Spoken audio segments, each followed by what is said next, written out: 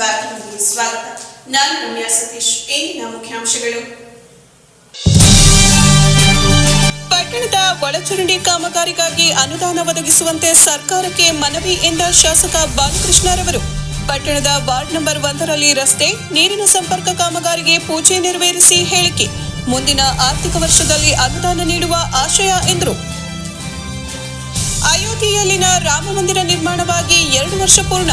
ಪಟ್ಟಣದಲ್ಲಿ ರಾಮಮಂದಿರ ವಾರ್ಷಿಕೋತ್ಸವ, ರಾಮೋತ್ಸವ, ಬೃಹತ್ ಶೋಭಾಯಾತ್ರೆ. ಬಿಗ್ ಬಾಸ್ ವಿಜೇತ ಗಿಲ್ಲಿ ನಟ ಮುಖ್ಯ ಅತಿಥಿ. ಎಲ್ಲ ಹಿಂದೂ ಬಾಂಧವರು ಆಗಮಿಸುವಂತೆ ಕರೆ ಕೊಟ್ಟ ಬಿಜೆಪಿ ಮುಖಂಡ ಚಿದಾನಂದ ಗೌಡ. ಹಾಗೂ ಅಖಿಲ ಭಾರತ ವೀರಶೈವ ಲಿಂಗಾಯತ ಮಹಾಸಭಾದ ಜಿಲ್ಲಾಧ್ಯಕ್ಷ ನವಿಲೆ ಪರಮೇಶ್ ಅವರ 55ನೇ ವರ್ಷದ ಹುಟ್ಟುಹಬ್ಬ ಆಚರಣೆ. ಸ್ನೇಹಿತರು ಮತ್ತು ಸಮಾಜದ ಬಾಂಧವರು ಭಾಗಿ. ಎಲ್ಲರ ಸಹಕಾರದಿಂದ ಪಟ್ಟಣದಲ್ಲಿ ಶ್ರೀ ಕಾಡು ಬಸವೇಶ್ವರ ಹಾಗೂ ಆಂಜನೇಯ ಸ್ವಾಮಿ ದೇವಾಲಯ ನಿರ್ಮಾಣಕ್ಕೆ ಮುಂದು ಎಂದರು. ಪಟ್ಟಣದ ಒಳಚರಂಡಿ ನಿರ್ಮಾಣ ಕಾಮಗಾರಿಗೆ ಪ್ರಸ್ತಾವನೆ ಸಲ್ಲಿಸಿದ್ದು ಮುಂದಿನ ಆರ್ಥಿಕ ವರ್ಷದಲ್ಲಿ ಅನುದಾನ ನೀಡಬೇಕೆಂದು ವಿಧಾನಸಭೆಯಲ್ಲಿ ಒತ್ತಾಯಿಸಲಾಗಿದೆ ಎಂದು ಶಾಸಕ ಸಿಎನ್ ಬಾಲಕೃಷ್ಣ ತಿಳಿಸಿದರು. ಪಟ್ಟಣದ ಅಂಬಿಕಾನಗರದಲ್ಲಿ ಸೋಮವಾರದಂದು ಸಿಸಿ ರಸ್ತೆ ಕಾಮಗಾರಿಗೆ ಹಾಗೂ 38 ಲಕ್ಷ ರು ವೆಚ್ಚದಲ್ಲಿ ನದಿ ನೀರಿನ ಸಂಪರ್ಕ ಕಲ್ಪಿಸುವ ಕಾಮಗಾರಿಗೆ ಭೂಮಿ ಪೂಜೆ ನೆರವೇರಿಸಿ ಅವರು ಮಾತನಾಡಿ, ಪಟ್ಟಣದ ವಸತಿ ಪ್ರದೇಶ ದಿನದಿಂದ ದಿನಕ್ಕೆ ವಿಸ್ತಾರವಾಗಿ ಬೆಳೆಯುತ್ತಿದ್ದು, ಪಟ್ಟಣದ ಸ್ವಚ್ಛತೆ ಉದ್ದೇಶದಿಂದ ಒಳಚರಂಡಿ ನಿರ್ಮಾಣ ಕಾಮಗಾರಿಗೆ 117 ಕೋಟಿ ರುಗೆ ಪ್ರಸ್ತಾವನೆ ಸಲ್ಲಿಸಿದ್ದು, ಕಳೆದ ವಿಧಾನಸಭಾ ಅಧಿವೇಶನದಲ್ಲಿ ಸಚಿವರನ್ನ ಪ್ರಶ್ನಿಸಿ ಅನುದಾನಕ್ಕೆ ಒತ್ತಾಯಿಸಲಾಗಿದೆ ಎಂದರು. ಮುಂದಿನ ಆರ್ಥಿಕ ವರ್ಷದಲ್ಲಿ ಅಂಬಿಕಾನಗರದ ಶ್ರೀರಾಮ ಮಂದಿರದ ಅಭಿವೃದ್ಧಿಗೆ 2.5 ಲಕ್ಷ ಅನುದಾನ ನೀಡಲಾಗುವುದು. ಗುರುಭವನದಿಂದ ಅಂಬಿಕಾನಗರಕ್ಕೆ 100 ಮೀಟರ್ ಚರಂಡಿ ನಿರ್ಮಾಣಕ್ಕೆ ಕ್ರಮ ವಹಿಸಿದ್ದು, 2ನೇ ಹಂತದಲ್ಲಿ ಉಳಿಕೆ ಚರಂಡಿ ಕಾಮಗಾರಿಯನ್ನು ಪೂರ್ಣಗೊಳಿಸಲಾಗುವುದು. 1ನೇ ವಾರ್ಡ್ನಲ್ಲಿ ಶುದ್ಧ ಕುಡಿಯುವ ನೀರಿನ ಘಟಕ, ನದಿ ನೀರು, ಬೀದಿ ದೀಪ, ಚರಂಡಿ ವ್ಯವಸ್ಥೆ, ರಸ್ತೆ ಕಾಮಗಾರಿ ಸೇರಿದಂತೆ ಮೂಲಭೂತ ಸೌಕರ್ಯಕ್ಕೆ ಆದ್ಯತೆ ನೀಡಿ ಬಡಾವಣೆಯ ಮಕ್ಕಳಿಗೆ ಶಿಕ್ಷಣ ನೀಡಲು ಪ್ರಾಥಮಿಕ ಹಂತದಿಂದ ಪ್ರೌಢಶಾಲೆಯವರೆಗೆ ಶಾಲೆ ನಿರ್ಮಾಣ ಮಾಡಲಾಗಿದೆ. ವಸತಿ ಪ್ರದೇಶ ವಿಸ್ತಾರವಾಗಿ ಬೆಳೆಯುತ್ತಿದ್ದು, ಅನುದಾನದ ಲಭ್ಯತೆ ಮೇರೆಗೆ ಹಂತ ಹಂತವಾಗಿ ಅಭಿವೃದ್ಧಿ ಕಾರ್ಯಕ್ರಮಗಳನ್ನು ಕೈಗೊಳ್ಳಲಾಗುವುದೆಂದರು. ಪಟ್ಟಣದಲ್ಲಿ ಹೆಚ್ಚು ಅಪಘಾತಗಳು ಸಂಭವಿಸುತ್ತಿದ್ದ ಬ್ಲಾಕ್ ಸ್ಪಾಟ್ಗಳನ್ನು ಗುರುತಿಸಿ ಕೆಶಿಪ್ ಯೋಜನೆಯಡಿ ಅಪಘಾತಗಳನ್ನು ತಡೆಯುವ ನಿಟ್ಟಿನಲ್ಲಿ ವೈಜ್ಞಾನಿಕ ರಸ್ತೆಯನ್ನು ಅಭಿವೃದ್ಧಿಪಡಿಸುತ್ತಿದ್ದು, ಗುರುಭವನದಿಂದ ನವೋದಯ ವೃತ್ತದವರೆಗೆ ಕಾಮಗಾರಿ ಪ್ರಗತಿಯಲ್ಲಿದೆ. ರಸ್ತೆ ವಿಭಜಕ ಹಾಗೂ ವೃತ್ತಗಳು ಅಗಲವಾಗಿ ನಿರ್ಮಾಣಗೊಂಡ ಬಗ್ಗೆ ದೂರುಗಳು ಬಂದ ಹಿನ್ನೆಲೆಯಲ್ಲಿ ಸಂಬಂಧಪಟ್ಟ ಇಲಾಖೆಯ ಮುಖ್ಯ ಕಾರ್ಯಪಾಲಕ ಅಭಿಯಂತರರನ್ನು ಕಾಮಗಾರಿ ಪರಿಶೀಲನೆಗೆ ಸೂಚಿಸಲಾಗಿದ್ದು, ವೈಜ್ಞಾನಿಕವಾಗಿ ರಸ್ತೆ ನಿರ್ಮಾಣ ಮಾಡಿ ಅಪಘಾತಗಳನ್ನು ತಡೆಗಟ್ಟುವ ನಿಟ್ಟಿನಲ್ಲಿ ಕ್ರಮ ಕೈಗೊಳ್ಳಲಾಗುವುದು ಎಂದು ತಿಳಿಸಿದರು. ಕಾರ್ಯಕ್ರಮದಲ್ಲಿ ಪುರಸಭಾ ಮಾಜಿ ಸದಸ್ಯ ಜಿಆರ್ ಸುರೇಶ್, ಮುಖಂಡರಾದ ಕೃಷ್ಣೇಗೌಡ, ನಾರಾಯಣ್, ನವೀನ್, ಮಕಾನ್ ಶಿವು, ಕಿರಣ್, ಶೇಖರ್, ಮಂಜುನಾಥ್, ಯೋಗೇಶ್ ಸೇರಿದಂತೆ ಇತರರು ಭಾಗವಹಿಸಿದರು. ಮುಂದಿನ ವಾರ್ಡ್ಗೆ ಸಂಬಂಧಪಟ್ಟಂತೆ ಇವತ್ತು ಅಂಬಿಕಾ ನಗರಕ್ಕೆ ಸುಮಾರು ಒಂದು 600 ಮೀಟರ್ ರಸ್ತೆಗೆ ಕಾಮಗಾರಿಗೆ ಇವತ್ತು ಬುದ್ಧಿ ಪೂಜೆಯನ್ನು ನೆರವೇರಿಸಿಕೊಟ್ಟಿದ್ದಾರೆ. ಅದೇ ರೀತಿ ನಮ್ಮ ಪುರಸಭೆ ವತಿಯಿಂದ ಶುದ್ಧ ನೀರಿನ ಕುಡಿಯುವ ವ್ಯವಸ್ಥೆಯನ್ನು ಕೂಡ 21 ಲಕ್ಷಕ್ಕೆ ಸಂಬಂಧಪಟ್ಟಂತೆ ಮಾನ್ಯ ಶಾಸಕರು ಕೂಡ ಒಂದು ಕಾಮಗಾರಿಗೆ ಒಂದು ವ್ಯವಸ್ಥೆಯನ್ನು ಕೂಡ ಮಾಡಿಕೊಟ್ಟಿದ್ದಾರೆ. ಇವತ್ತು ನಮ್ಮ ಮುಂದಿನ ವಾರ್ಡ್ಗೆ ಸಂಬಂಧಪಟ್ಟಂತೆ ಮಾನ್ಯ ಶಾಸಕರು ಸುಮಾರು ನಾನು ಪುರಸಭಾ ಸದಸ್ಯ ಆದಂಥ ಸಂದರ್ಭದಲ್ಲಿ ಸುಮಾರು ಒಂದು 5 ಕೋಟಿಗಳ ಹೂಗಳನ್ನು ಕೂಡ ನಮ್ಮ ಮುಂದಿನ ವಾರ್ಡಿಗೆ ಈ ಕಾಮಗಾರಿ ಎಲ್ಲನೂ ಕೂಡ ವ್ಯವಸ್ಥೆ ಕೂಡ ಮಾಡಿಕೊಟ್ಟಿದ್ದಾರೆ. ಶುದ್ಧ ನೀರಿನ ಘಟಕ ಇರ್ಬೋದು, ರಸ್ತೆ ಇರ್ಬೋದು, ಸಿಮೆಂಟ್ ರಸ್ತೆ ಇರ್ಬೋದು, ಮತ್ತು ಶಾಲಾ ಕಟ್ಟಡ ವ್ಯವಸ್ಥೆ ಕೂಡ ಇರ್ಬೋದು. ಈ ನಮ್ಮ ಮುಂದಿನ ವಾರ್ಡಿಗೆ ಸಂಬಂಧಪಟ್ಟಂತೆ ನಮ್ಮ ಮಾನ್ಯ ಶಾಸಕರು ಸಂಪೂರ್ಣವಾದಂಥ ಒಂದು ವ್ಯವಸ್ಥೆ ಕೂಡ 80% 90% ವ್ಯವಸ್ಥೆಯನ್ನು ಕೂಡ ಮಾಡಿಕೊಟ್ಟಿದ್ದಾರೆ. ಇವತ್ತು ಎಲ್ಲರ ಪರವಾಗಿ ಮುಂದಿನ ವಾರ್ಡಿನ ಸಮಸ್ತ ನಾಗರಿಕರ ಪರವಾಗಿ ಮಾನ್ಯ ಶಾಸಕರಿಗೆ ಎಲ್ಲ ತುಂಬ ಹೃದಯದ ಸ್ವಾಗತವನ್ನು ಕೂಡ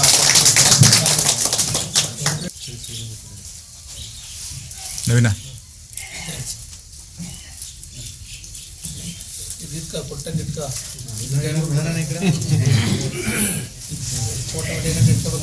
ಕೂಡ ಕರೆಸ್ಕೊಳಕ್ಕೆ ಹೇಳಿದ್ದೀವಿ, ನೋಡ್ಕೊಂಡು ಮಾಡೋದು. ಕಾರಣ ಏನಂದರೆ ಮಧ್ಯದಲ್ಲಿ ಯಾಕೆ ಅಗಲ ಮಾಡಿದ್ದಾರೆ ಅಂದರೆ ತಿರುಗಬೇಕಾದ್ರೆ ವೆಹಿಕಲ್ ಬಂದು ಆ ಗ್ಯಾಪಲ್ಲಿ ನಿಂತ್ಕೊಂಡು ಲೆಫ್ಟಿಗೆ ಬರಬೇಕು ಅನ್ನೋ ಕಾರಣದಿಂದ ಮಾಡಿದ್ದಾರೆ.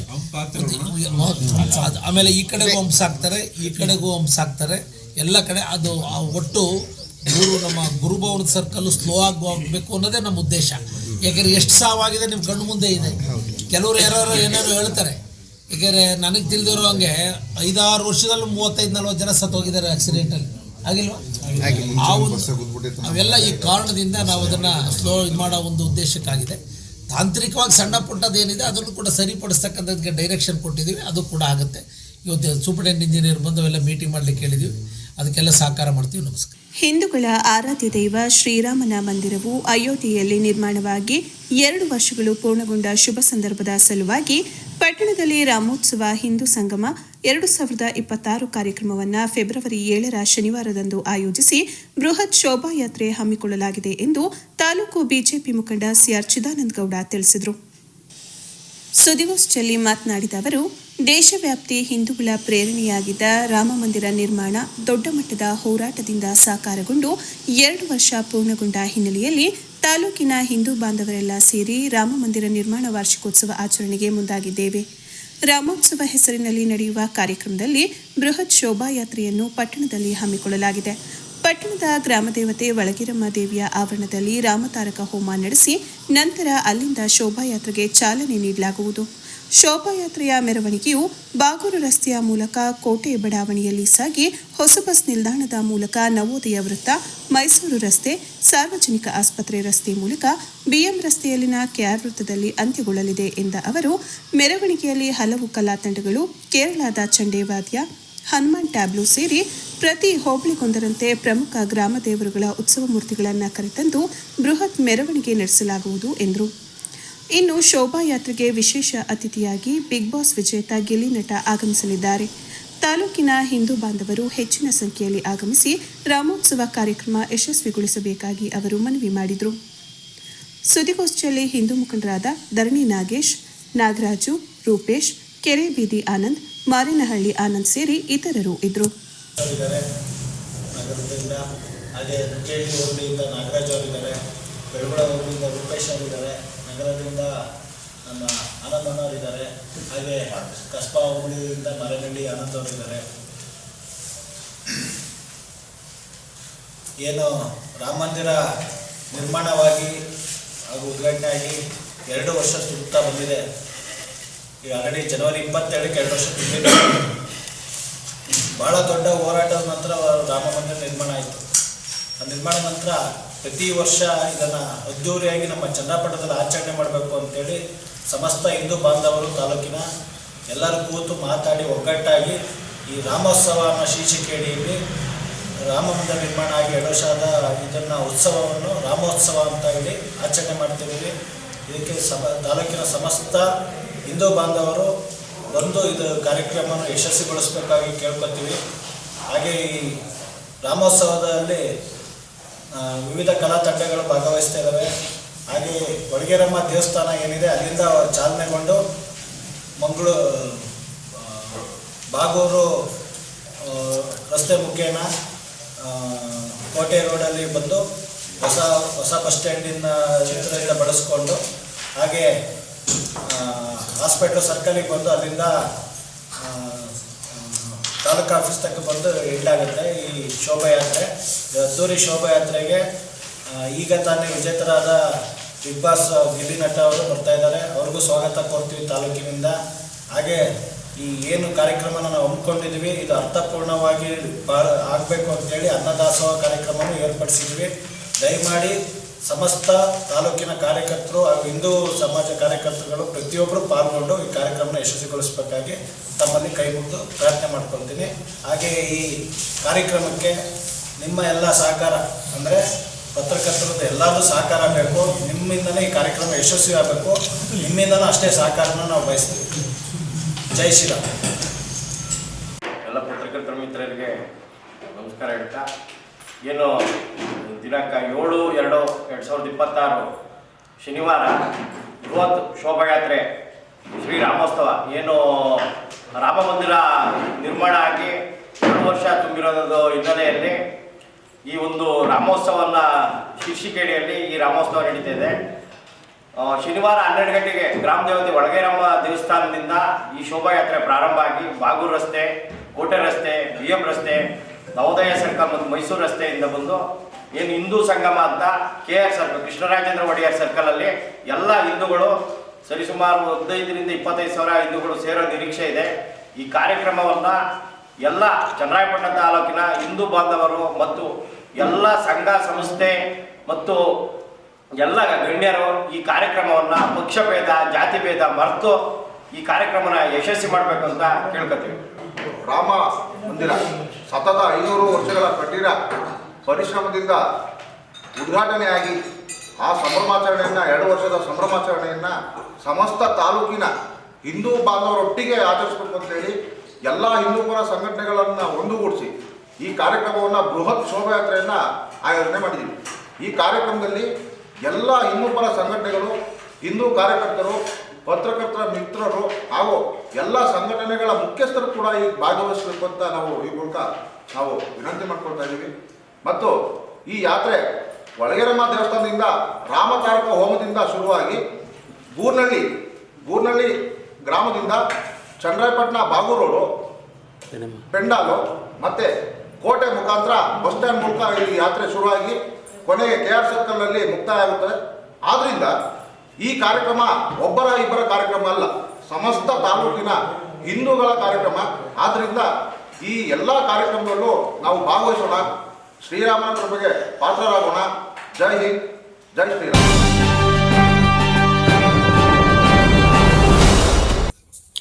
ಶ್ರೀ ಚಂದ್ರಮೌಳೇಶ್ವರ ರಥೋತ್ಸವ ಮತ್ತು 87ನೇ ಭಾರೀ ದನಗಳ ಜಾತ್ರೆ ಚನ್ನರಾಯಪಟ್ಟಣ ಪುರಸಭೆ ವತಿಯಿಂದ ಕೋಟೆ ಶ್ರೀ ಚಂದ್ರಮೌಳೇಶ್ವರ ಸ್ವಾಮಿ ರಥೋತ್ಸವದ ಅಂಗವಾಗಿ 87ನೇ ಭಾರೀ ದನಗಳ ಜಾತ್ರೆಯನ್ನು ಆಯೋಜಿಸಲಾಗಿದೆ. ಕ್ಷೇತ್ರದ ಶಾಸಕರಾದ ಡಾ CN ಬಾಲಕೃಷ್ಣರವರ ನೇತೃತ್ವದಲ್ಲಿ ನಡೆಯುವ ಜಾತ್ರೆಯು ದಿನಾಂಕ 6/2/2026ರಿಂದ 13/2/2026ರವರೆಗೆ ಚನ್ನರಾಯಪಟ್ಟಣದ APMC ಆವರಣದಲ್ಲಿ ನಡೆಯಲಿದೆ. ತಾಲೂಕು, ಅಕ್ಕಪಕ್ಕದ ತಾಲೂಕು ಹಾಗೂ ಹೊರ ಜಿಲ್ಲೆಗಳಿಂದ ತಮ್ಮ ರಾಸುಗಳನ್ನು ಕಟ್ಟಿ ವ್ಯಾಪಾರ ಮತ್ತು ಪ್ರದರ್ಶನಕ್ಕೆ ಅವಕಾಶವಿದೆ. ಜಾತ್ರೆಯಲ್ಲಿ ಭಾಗವಹಿಸುವ ಉತ್ತಮ ರಾಸುಗಳಿಗೆ ಪುರಸಭೆ ಮತ್ತು APMC ವತಿಯಿಂದ ಬಹುಮಾನ ನೀಡಲಾಗುವುದು. ಜಾನುವಾರುಗಳಿಗೆ ಕುಡಿಯುವ ನೀರು, ವಿದ್ಯುತ್, ದೀಪದ ಸೌಕರ್ಯವನ್ನು ಒದಗಿಸಲಾಗುವುದು. ರೈತ ಬಾಂಧವರು, ಸಾರ್ವಜನಿಕರು ಹೆಚ್ಚಿನ ಸಂಖ್ಯೆಯಲ್ಲಿ ಭಾಗವಹಿಸಿ ಭಾರೀ ದಿನಗಳ ಜಾತ್ರೆಯನ್ನು ಯಶಸ್ವಿಗೊಳಿಸಬೇಕಾಗಿ ವಿನಂತಿ. ಸರ್ವರಿಗೂ ಸ್ವಾಗತ ಕೋರುವವರು ಡಾ CN ಬಾಲಕೃಷ್ಣರವರು, ಶಾಸಕರು, ಶ್ರವಣಬೆಳಗೊಳ ವಿಧಾನಸಭಾ ಕ್ಷೇತ್ರ, ಜಗದೀಶ್ ಗಂಗಣ್ಣನವರು, ಪುರಸಭಾ ಆಡಳಿತಾಧಿಕಾರಿಗಳು ಮತ್ತು ಆರ್ ಯತೀಶ್ ಕುಮಾರ್ ರವರು, ಪುರಸಭಾ ಮುಖ್ಯಾಧಿಕಾರಿಗಳು, ಚನ್ನರಾಯಪಟ್ಟಣ. ತಾಲೂಕಿನ ರೈತ ಬಾಂಧವರಲ್ಲಿ ವಿನಂತಿ ಮಾಡಿಕೊಳ್ಳುವುದೇನೆಂದರೆ, ಚನ್ನರಾಯಪಟ್ಟಣದಲ್ಲಿ ಶ್ರೀ ಚಂದ್ರಮೌಳೇಶ್ವರ ಜಾತ್ರಾ ಮಹೋತ್ಸವ ಅಂಗವಾಗಿ ದಿನಾಂಕ 6/2/2026ರಿಂದ ದಿನಾಂಕ 13/2/2026ರವರೆಗೆ 87ನೇ ಭಾರೀ ದನಗಳ ಜಾತ್ರೆಯನ್ನು ಏರ್ಪಡಿಸಲಾಗಿದೆ. ಹೆಚ್ಚಿನ ಸಂಖ್ಯೆಯಲ್ಲಿ ರೈತ ಬಾಂಧವರು ದನಗಳನ್ನು ಜಾತ್ರೆಗೆ ಕರೆತಂದು ಯಶಸ್ವಿಗೊಳಿಸಿ ಜಾತ್ರೆಯನ್ನು ಉತ್ತಮವಾಗಿ ಯಶಸ್ವಿಗೊಳಿಸಬೇಕು ಅಂತೇಳಿ ಎಲ್ಲರಲ್ಲಿ ವಿನಂತಿ ಮಾಡಿಕೊಳ್ಳುತ್ತೇನೆ. ಈ ಒಂದು ಜಾತ್ರಾ ಮಹೋತ್ಸವಕ್ಕೆ ಉತ್ತಮ ರಾಸುಗಳಿಗೆ ಬಹುಮಾನವನ್ನು ಕೂಡ ನಾವು ವಿತರಣೆ ಮಾಡ್ತಾ ಇದ್ದೇವೆ ಮತ್ತು ರಾಸುಗಳಿಗೆ ಕುಡಿಯುವ ನೀರಿನ ವ್ಯವಸ್ಥೆ, ಸ್ವಚ್ಛತೆಯನ್ನು ಮಾನ್ಯ ಶಾಸಕರ ನಿರ್ದೇಶನದಂತೆ ನಾವು ಉತ್ತಮವಾಗಿ ನಿರ್ವಹಿಸ್ತಾ ಇದ್ದೇವೆ.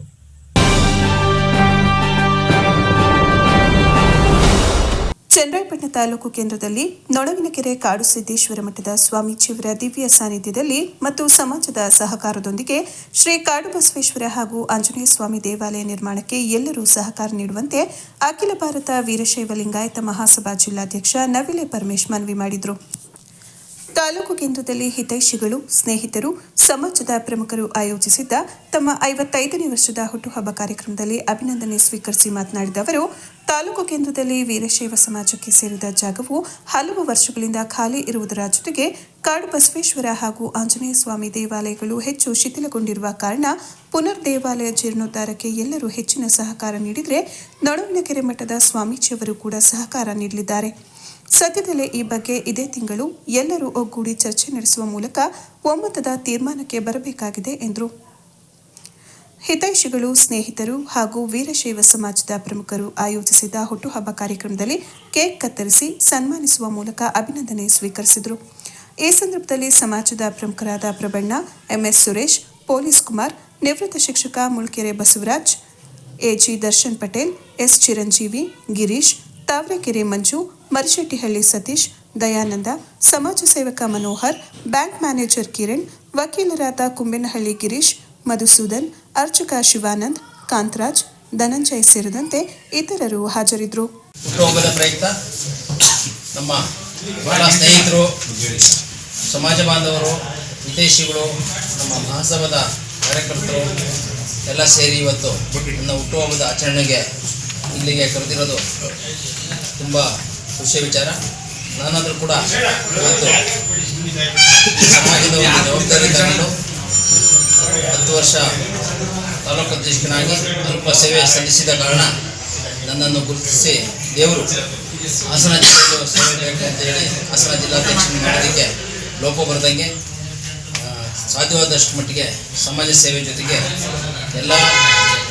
ಎಲ್ಲರನ್ನೂ ಒಂದುಗೂಡಿಸ್ಕೊಂಡು ಒಟ್ಟಾಗಿ ನಮ್ಮ ಕೈಲಾದ ಸೇವೆ ಮಾಡಬೇಕು ಅಂತ ನಾನು ಪ್ರಯತ್ನ ಮಾಡ್ತಾಯಿದ್ದೀನಿ. ನಮ್ಮ ಬಸವರಾಜ್ ಬಾಬಾರು ಹೇಳ್ದಂಗೆ ಎಲ್ಲರನ್ನೂ ಒಟ್ಟುಗೂಡಿಸ್ಕೊಂಡು ಹೋಗ್ಬೇಕು ಅನ್ನೋದೇ ಇರೋದು. ನಾನಾದರೂ ಕೂಡ ಎಲ್ಲರೂ ಸಮಾಜ ಸೇವೆ ಮಾಡೋಕ್ಕೆ ಬರೋದು, ರಿಟೈರ್ಡ್ ಆಗಿ ಇನ್ನೇನು ಸ್ವಲ್ಪ ದಿವಸ ಐತೆ ಆಯಸ್ಸನ್ನು ಮಾತ್ರ ಸಮಾಜ ಸೇವೆ ಮಾಡೋಕ್ಕೆ ಬರೋದ್ರಿಂದಲ್ಲ, ನಮ್ಮ ಕೆಲಸ ಎಲ್ಲ ಬಿಟ್ಟು ಕೂಡ ನಾನು ಸಮಾಜ ಸೇವೆ ಮಾಡೋಕ್ಕೆ ಬಂದಿದ್ದೀನಿ. ಎಲ್ಲರೂ ಏನೋ ದೇವಿ ಕೃಪೆಯಿಂದ ಬಂದಿದ್ದೀನಿ. ನಾನೇನಾದರೂ ನನಗೆ ಎಲ್ಲರೂ ಆದಷ್ಟು ಸಹಕಾರ ನೀಡಿ ಒಳ್ಳೆಯ ಕೆಲಸಗಳು ಮಾಡೋಕ್ಕೆ ಎಲ್ಲರೂ ಪ್ರೀತಿಯಿಂದ ಸಹಬಾಳ್ವೆಯಿಂದ ನಾವೆಲ್ಲರೂ ಒಂದಾಗಿ ಹೋಗೋಣ. ಇವತ್ತು ನನ್ನನ್ನು ಕರೆದು ನೀವು ಸತ್ಕರಿಸಿದ್ದಕ್ಕೆ ನಿಮ್ಮೆಲ್ಲರಿಗೂ ತುಂಬ ಹೃದಯದ ಧನ್ಯವಾದಗಳನ್ನು ತಿಳಿಸ್ತಾ ನಿಮ್ಮೆಲ್ಲರಿಗೂ ಒಳ್ಳೆಯದಾಗಲಿ ಅಂತ ಹೇಳಿ ಕೇಳಿ ಆ ದೇವರಲ್ಲಿ ಪ್ರಾರ್ಥನೆ ಮಾಡಿ ನಿಮ್ಮೆಲ್ಲರಿಗೂ ಒಳ್ಳೆಯದನ್ನು ಆಶಿಸ್ತೀನಿ. ಕೊನೆಯಲ್ಲಿ ಮತ್ತೊಮ್ಮೆ ಮುಖ್ಯಾಂಶಗಳು. ಪಟ್ಟಣದ ಒಳಚರಂಡಿ ಕಾಮಗಾರಿಗಾಗಿ ಅನುದಾನ ಒದಗಿಸುವಂತೆ ಸರ್ಕಾರಕ್ಕೆ ಮನವಿ ಎಂದ ಶಾಸಕ ಬಾಲಕೃಷ್ಣರವರು. ಪಟ್ಟಣದ ವಾರ್ಡ್ ನಂಬರ್ 1ರಲ್ಲಿ ರಸ್ತೆ, ನೀರಿನ ಸಂಪರ್ಕ ಕಾಮಗಾರಿಗೆ ಪೂಜೆ ನೆರವೇರಿಸಿ ಹೇಳಿಕೆ. ಮುಂದಿನ ಆರ್ಥಿಕ ವರ್ಷದಲ್ಲಿ ಅನುದಾನ ನೀಡುವ ಆಶಯ ಎಂದರು. ಅಯೋಧ್ಯೆಯಲ್ಲಿನ ರಾಮಮಂದಿರ ನಿರ್ಮಾಣವಾಗಿ 2 ವರ್ಷ ಪೂರ್ಣ. ಪಟ್ಟಣದಲ್ಲಿ ರಾಮಮಂದಿರ ವಾರ್ಷಿಕೋತ್ಸವ, ರಾಮೋತ್ಸವ, ಬೃಹತ್ ಶೋಭಾಯಾತ್ರೆ. ಬಿಗ್ ಬಾಸ್ ವಿಜೇತ ಗಿಲ್ಲಿ ನಟ ಮುಖ್ಯ ಅತಿಥಿ. ಎಲ್ಲ ಹಿಂದೂ ಬಾಂಧವರು ಆಗಮಿಸುವಂತೆ ಕರೆ ಕೊಟ್ಟ ಬಿಜೆಪಿ ಮುಖಂಡ ಚಿದಾನಂದ ಗೌಡ. ಹಾಗೂ ಅಖಿಲ ಭಾರತ ವೀರಶೈವ ಲಿಂಗಾಯತ ಮಹಾಸಭಾದ ಜಿಲ್ಲಾಧ್ಯಕ್ಷ ನವಿಲೆ ಪರಮೇಶ್ವರ್ ಅವರ 55ನೇ ವರ್ಷದ ಹುಟ್ಟುಹಬ್ಬ ಆಚರಣೆ. ಸ್ನೇಹಿತರು ಮತ್ತು ಸಮಾಜದ ಬಾಂಧವರು ಭಾಗಿ. ಎಲ್ಲರ ಸಹಕಾರದಿಂದ ಪಟ್ಟಣದಲ್ಲಿ ಶ್ರೀ ಕಾಡು ಬಸವೇಶ್ವರ ಹಾಗೂ ಆಂಜನೇಯ ಸ್ವಾಮಿ ದೇವಾಲಯ ನಿರ್ಮಾಣಕ್ಕೆ ಮುಂದು ಎಂದರು. ಇದರೊಂದಿಗೆ ವಾರ್ತಾ ಪ್ರಸಾರ ಮುಕ್ತಾಯವಾಯಿತು. ಮತ್ತೆ ನಮ್ಮ ಭೇಟಿ ಮುಂದಿನ ಜಿಪೋಚನ ವಾರ್ತೆಯಲ್ಲಿ. ನಮಸ್ಕಾರ.